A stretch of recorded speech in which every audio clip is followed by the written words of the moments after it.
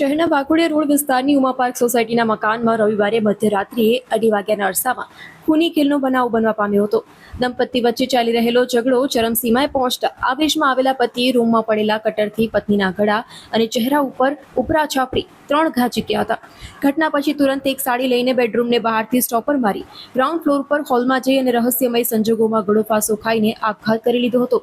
બનાવ બન્યો ત્યારે સગીર વયના સંતાનો પણ પ્રથમ માળના બેડરૂમમાં સાથે હતા, જેમણે માતાને છોડાવી હતી અને ગેલેરીમાંથી પાડોશીઓને ભેગા કર્યા હતા. વાઘોડિયા રોડ ગુરુકુળ સર્કલ પાસે ઉમા પાર્ક સોસાયટીમાં રહેતા પ્રદીપભાઈ કિશનરાવ ગાંગુડે કે જે 46 વર્ષીય હોય, તેમના પત્ની 37 વર્ષીય, 2 સંતાનો જેમાં પુત્ર છે 16 વર્ષીય અને પુત્રી 14 વર્ષીય સાથે રહેતા હતા.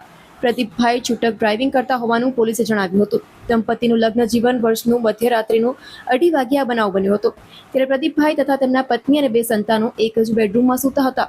દંપતી વચ્ચે ઝઘડો ચાલી રહ્યો હતો અને આ ઝઘડો એટલી હદે વણસ્યો કે ઉશ્કેરાયેલા પતિ પ્રદીપભાઈએ રૂમમાં પડેલા સ્કૂલ ઉપયોગમાં લેવાતા પેપર કાપવાના કટરથી પતિના ગળા તથા ચહેરા ઉપર 3 ઘા કર્યા હતા. સંતાનોએ માતાને હુમલાથી બચાવ્યા હતા. પ્રદીપભાઈ એક સાડી લઈને રૂમમાંથી નીકળ્યા પેડરૂમનો દરવાજો બહારથી બંધ કર્યો હતો. ઈજાગ્રસ્ત પત્ની તથા સંતાનો ગેલેરીમાં જઈ અને મદદ માંગી હતી. પાડોશીઓ દોડી આવ્યા હતા. 3 જણા ગેલેરીથી પાડોશીના મકાનમાં નીચે ઉતર્યા હતા. ગ્રાઉન્ડ ફ્લોરનો દરવાજો પણ અંદરથી બંધ હતો. બારીનો કાચ તોડી જોતા જ પ્રદીપભાઈની ડેડ બોડી ગ્રાઉન્ડ ફ્લોરના હોલમાં પંખાના હૂક સાથે લટકતી નજરે પડી હતી.